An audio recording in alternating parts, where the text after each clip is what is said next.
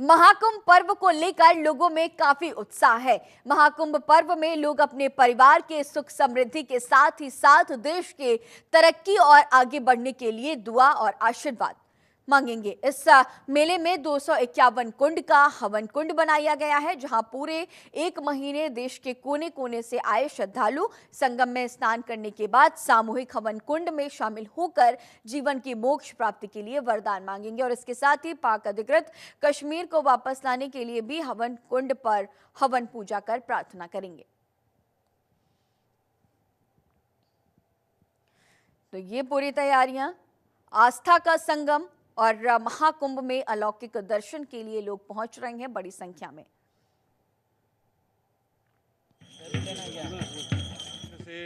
ये प्रभु की कृपा है जो हम लोग यहाँ पर आए हैं और ठंड इसका लड़ने की शक्ति सनातन देता है और हम लोग मनोबल को बढ़ाते हुए भगवान की कृपा से हम लोग तीर्थराज प्रयागराज में उपस्थित हैं और संगम नगरी पर स्नान हुआ। और ठंड तो नहाने से पहले ही लग रहा है, नहाने के बाद बिल्कुल ही ठंडा नहीं है।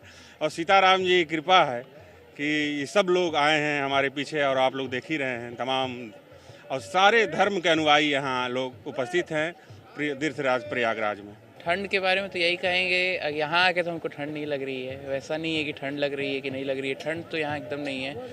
यहाँ घूमना फिरना, इधर उधर नई नई चीज़ें देखना, ऐसी साफ़ सफाई और यहाँ गंगा नहाने के बाद बहुत ही अच्छा लग रहा है। मतलब उससे पहले ठंड तो एकदम लग ही नहीं रहा था, इसके बाद तो और नहीं लग रहा है। एकदम गर्मी अंदर से। और बड़े लेटे हनुमान जी का दर्शन करने अभी निकलेंगे और ऐसी सब कुछ घूमते फिरते हुए अच्छी नज़ारे देखते हुए निकलेंगे। बहुत अच्छा लग रहा है हम लोग को। ठंड तो यहाँ कुछ नहीं है जौन बटे, यहाँ आनंद ही आनंद है। और गंगा संगम में स्नान करने से कोई ठंड नहीं होता है जौन बटे, क्योंकि ये हमारे देश के प्रधानमंत्री, हमारे प्रदेश के मुख्यमंत्री की बहुत बड़ी व्यवस्था है जौन बटे। और इतनी व्यवस्था है तो कोई सीमा नहीं जौन बटे। और आनंद की जिंदगी जौन बटे ये जौन बटे हमारा भारत देश सनातन धर्म जो जी रहा है, सभी सनातनों की यहाँ हमारा निवेदन है तो आप लोग सभी लोग आए और माँ गंगा के आशीर्वाद लेकर के अपने अपने घर जाइए, अपने परिवार को सुख शांति दीजिए। और हमारा है हर हर गंगे। शास्त्र कहते हैं सात तीर्थ राजो जयति प्रयागा।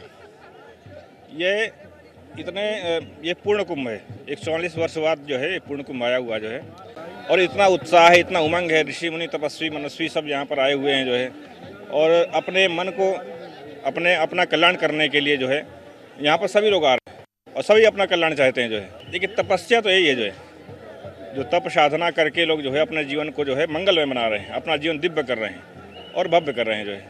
तो हम जो है समस्त देशवासियों से कहेंगे कि सभी लोग आएँ और ऐसे पावन अवसर पर अपने मानव जीवन को कल्याणप्रद बनाएं। वहाँ पार्वती पते हर हर महादेव।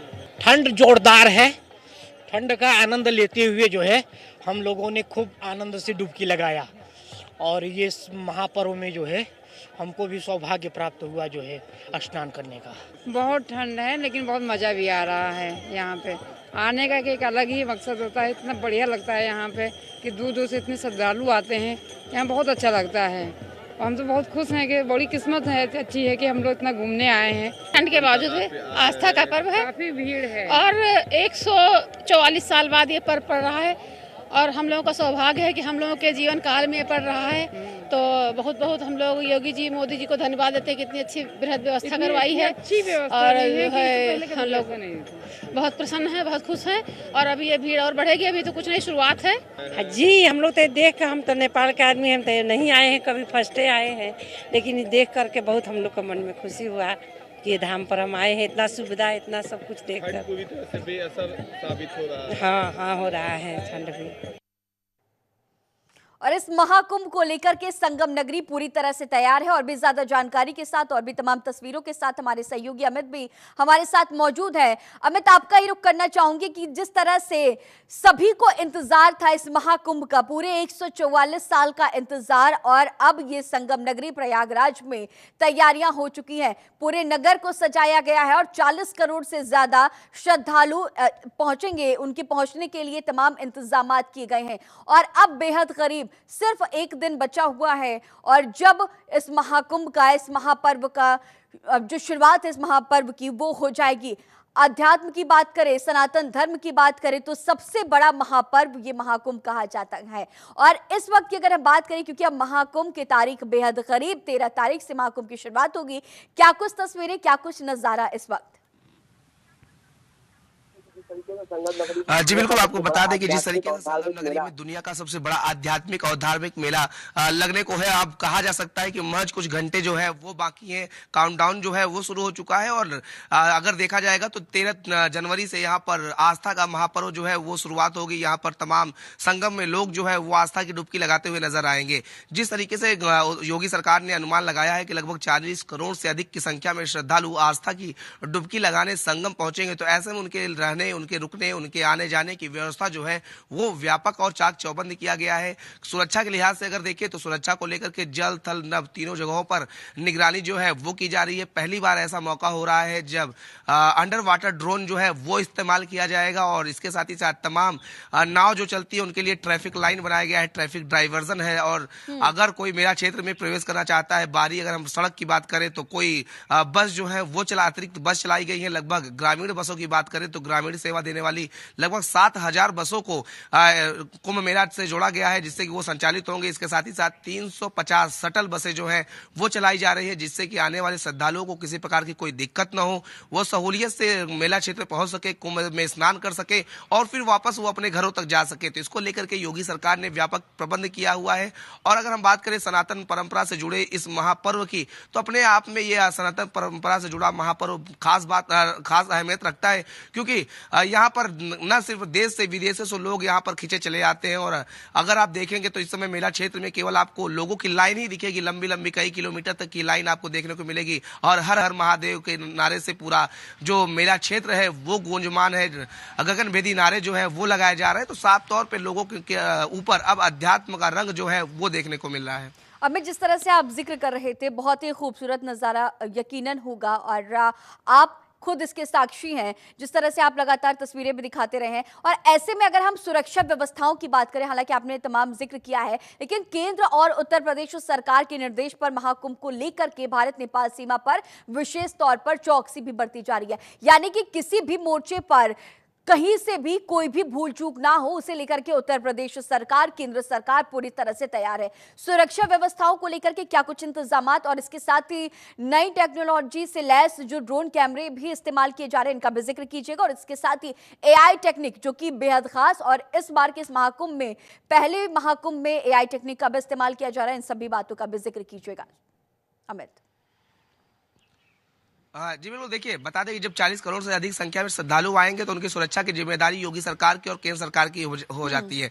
जिस तरीके से खुद सूबे के मुख्यमंत्री लगातार मुआयना कर रहे हैं, एक एक बारीकी से जांच कर रहे थे, और लगभग आधा दर्जन बार वो यहाँ का दौरा कर चुके हैं। उसके बाद से तमाम एजेंसियां जो हैं वो लगाई गई हैं, क्योंकि इससे पहले भी अगर बात करें तो कई थ्रेड्स आ चुके थे, कई धमकियां जो आ चुकी थी, चाहे वो पन्नू के द्वारा दी गई हो या सोशल साइट्स पर तमाम तरह की बातें आ रही थी। उसके बाद से तमाम एजेंसियां जो है वो चौकन्ना हो गई थी। और हम बीते दिनों की ही बात करें तो अब से ही जो एजेंसियां हैं वो एक्टिव मोड पे आ गई हैं, चाहे वो NSG हो, चाहे ATS हो, IB हो, तमाम जो जितनी जांच एजेंसियां हैं या जितनी सुरक्षा एजेंसियां हैं वो एक्टिव मोड पर नजर आ रही हैं। और अगर हम निगरानी की बात करें तो साफ तौर पर CCTV कैमरे जो है वो लगाए गए हैं। लगभग 2700 ये कैमरे जो है वो इंस्टॉल किए गए हैं जगह जगह पर, हर एक कोने पर निगरानी जो है वो की जा रही है। और ये खास तकनीकी वाले कैमरे हैं जो कि AI इनबिल्ड कैमरे हैं, आर्टिफिशियल इंटेलिजेंस वाले ये कैमरे हैं, जो कि किसी भी प्रकार से अगर कोई भी है तो उसकी पहचान को तुरंत कंट्रोल जो कमांड सेंटर बना हुआ है, जहां पर पुलिसकर्मी हर मिनट निगरानी कर रहे हैं, वहां पर पहुंचाएगा डेटा। उसके बाद अगर कोई संदिग्ध होता है तो उसकी पहचान की जाएगी और तुरंत कार्रवाई की जाएगी। NSG की बात करें तो NSG लगातार मॉक ड्रिल करते हुए आ रही है कि अगर कोई अप्रिय घटना होती है, किसी प्रकार से आतंकवादी घटना होती है, तो उसको लेकर के किस तरीके से निपटा जाएगा, इसको लेकर के आपसी समन्वय बना करके मॉक ड्रिल भी किया जा रहा था। तो पूरी तरीके से सुरक्षा के व्यापक इंतजाम है। D-Ray ड्रोन लगाया गया है, और जितने भी ड्रोन की परमिशन है उनके अलावा कोई ड्रोन महाकुंभ क्षेत्र में उड़ता हुआ नजर नहीं आएगा। अगर उड़ता हुआ नजर आता है तो तुरंत उस पर कार्रवाई की जाएगी। तो तमाम सुरक्षा के व्यापक इंतजाम देखने को मिल रही है। अगर बॉर्डर की बात करें तो जितने प्रयागराज से सटे हुए बॉर्डर है, जो एंट्री पॉइंट है, वहां पर पूरी तरीके से बैरिकेटिंग्स लगाई गई है और वहां पर पुलिस कर्मियों को तैनात किया गया है। और सबसे कड़ा निर्देश जो है वो दिया गया है कि किसी प्रकार से बिना किसी की पहचान किए हुए, बिना किसी का उनकी वेरिफिकेशन किए हुए उनको प्रयागराज जनपद में जो सीमा है उस पर प्रवेश न किया जाए। पूरी तरीके से चारों सीमाएं हैं उनको सील कर दिया गया है और अब वही पर मेरा क्षेत्र में आ सकता है जिसके पास पुख्ता दस्तावेज होंगे और जो पहचान हो सकेगा, जिसका वेरिफिकेशन हो सकेगा, वही यहाँ पर आ सकता है। तो सुरक्षा के भी चाक चौबंद व्यवस्था है, यानी ये कहा जा सकता है कि यहाँ पर परिंदा भी जो है वो पर अब नहीं मार सकता। जी अमित, एक और बड़ा अहम सवाल है क्योंकि हमारे सोशल मीडिया हैंडल के जरिए तमाम ऐसे लोग हैं जो ये सवाल करते हुए नजर आ रहे हैं क्योंकि वो वहां पर मौजूद नहीं है। और ऐसे में टेंट सिटी को लेकर के किस तरह से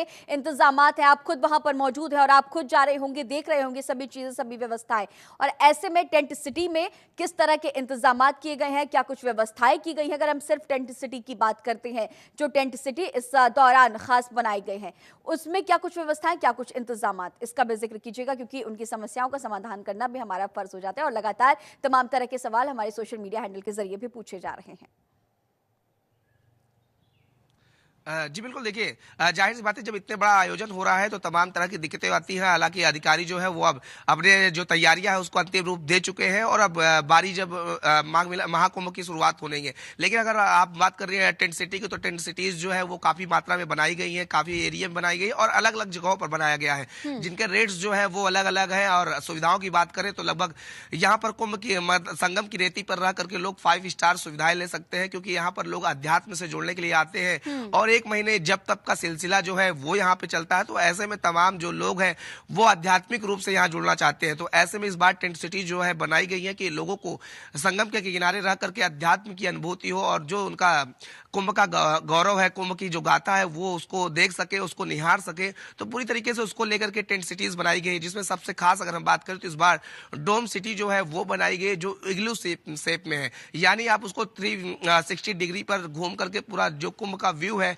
नजारा जो है वो देख सकते हैं। तो पूरी तरीके से इस बार टेंट सिटीज जो है वो खास है और इसमें तमाम रेट्स के हैं। अगर हम आम दिनों की बात करें तो उसके रेट अलग बताए जाते हैं।